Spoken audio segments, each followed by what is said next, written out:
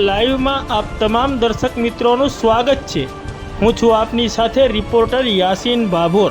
આજના મહત્વના સમાચારની વાત કરીએ તો પ્રાકૃતિક ખેતી કરતા ખેડૂતોએ ગાયની ભાવ ખર્ચની સહાય મેળવવા માટે 17 સપ્ટેમ્બર 2025 સુધી અરજી કરવાની રહેશે।